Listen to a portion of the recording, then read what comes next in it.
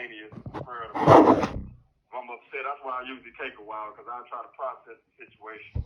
Right. And then assess, what type of impact it's going to have on me in the long run, as far as the respect level or something that I need to teach a lesson to so it don't happen again, So that's primarily.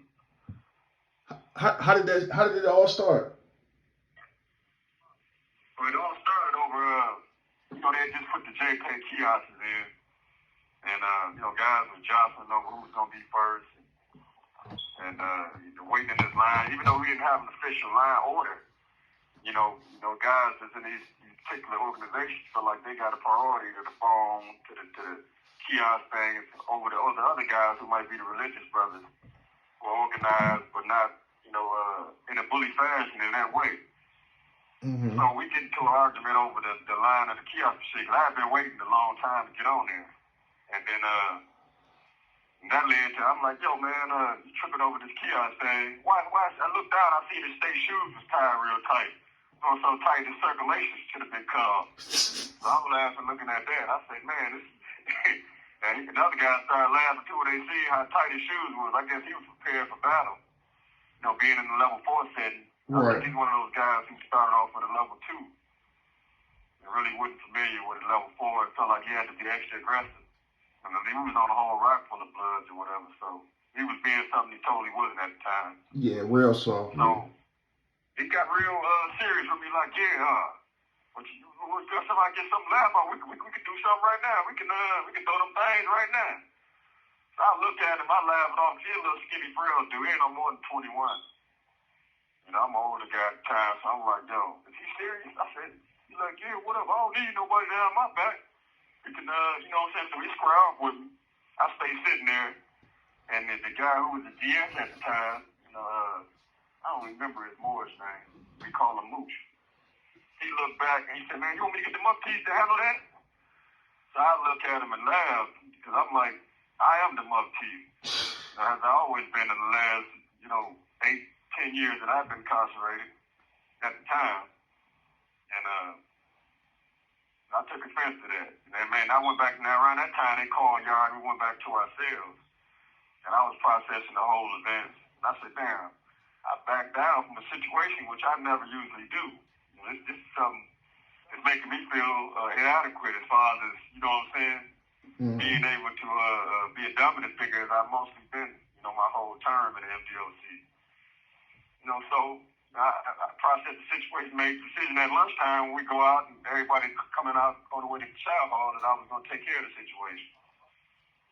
And, I seen a couple of the Moors with me, Boganil and Mooch, who was the acting GS. They was walking to another dark-skinned young brother. I can't remember his name. I just shot past them. But the young brother, Boganil from Highland Park, he had stopped what he was doing and looked at me like, what's going on, Mo? I said, Islam, I'm going to take care of something. I got to go. And I shot by them and went up to old boy, tapped him on his shoulder, and then came around and swung the knife at him. And just luckily, he ducked out of being hit in the face, something like that in the eye or whatever it would have hit me. It would have been detrimental. And my whole thing was, I knew I was on a rock full of Damu's blood or whatever. So if it went down, I knew I had to be super aggressive. Yeah. And deter other people from getting involved and take out my target at the same time. So that's what I was doing. Wow. And the issue is, so another guy who was walking with him, the other Moor, he ran up and like, what's up? And just started swinging on the other guy. He's like, hold up. He was like a guardian hero, because really I didn't expect nobody to get involved. Nobody ever aided and assisted any of the actions I did before. Right. But that probably had a lot to do from deterring other people to get involved, and it was just chaotic. He was chasing him across, and I'm chasing the other guy through the garden, and I hit him a couple of times in the back. He tried to stand up and square with me and fight. But I was stabbing him at the same time. He's ow. Then he started running, and I'm chasing him. So it was crazy. What was the consequence for that? The consequence, I went to that, segregation, what they call steamboat. and did about 4 months in there. Then I was reclassified to level 5 Barraca Max.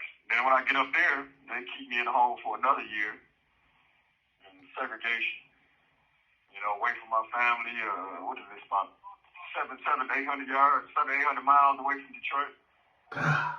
But the consequences were severe as far as, you know, my elderly mother not being able to visit with her and being, you know, placed in segregation where you're economically and socially deprived, you know, psychologically deprived and everything else, which causes more paranoia and frustration. And when you get out of segregation, then you wind up, if you're not careful, whatever, to ground yourself and get back into the right state of mind of civility, and you'll wind up right back in that situation. Anything you went to the hole for at Barraca Max, you know, you did it 12 months in the hole. Even the threatening behavior, you did like, with threatening behavior is like making the police feel intimidated when y'all get into an argument about a dispute.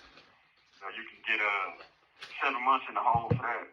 They had a segregation first policy where they believe in keeping guys in ass head and, you know, getting their money on, paying their kids college tuition and stuff in that way. It's more of a political game as far as running this ass head prison as opposed to running a program that's actually useful for the inmate populations and being rehabilitative. When some guys had rolled in with me that knew about the situation and knew real that was you know, representing his particular set or whatever. So they got the whispering about it and in the vent. Like, y'all know, you older Moore. A guy told me he got you with an older Moore on the bus and then guys snuck him and they left him on stuck. You know, he was complaining over there that all his blood left him on stuck. You know, they ain't aiding the system, and the other blood sisters trying to get him to join them. That was the mess. Divide and conquer, yeah.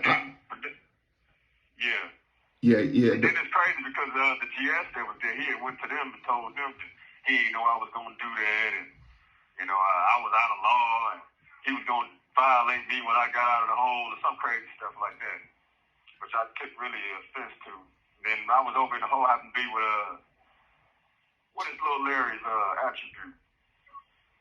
Davis and Neal. Yeah, Davis and Neal. I was in the hole with Davis and Neal and Sanders Neal, and they're like, yeah, man, we gonna handle that situation. The guys in level 2 was concerned about you, was writing over here asking what's going on. Boganil was telling me the same thing, and they had got a mixed report coming from the GS over there in level 4. They had tried to make me look like the villain in the situation. He's like, well, I know SmithBey's mentality, and that's not his style to go around starting problems like that. He's usually reactionary when it comes down to violence. Exactly. So that's pretty much how, you know, Young Year was one of the ones I heard that had concern about the incident, and said he was going to get on top of the other more for leaving us in a position to where we had no authority over the actions that was taken. Even though in my position we was justified because, you know, you got to take a stand somewhere in prison. It's not like the real world when you have 1 minute remaining. Well, it's a whole other set of rules you live by in here. Exactly. And that's primarily, you know, the lifestyle that we live. But as I've gotten out of segregation a few times, I made my determination that I need to focus and prioritize on what matters most, which is retaining my freedom and focusing on economic liberation.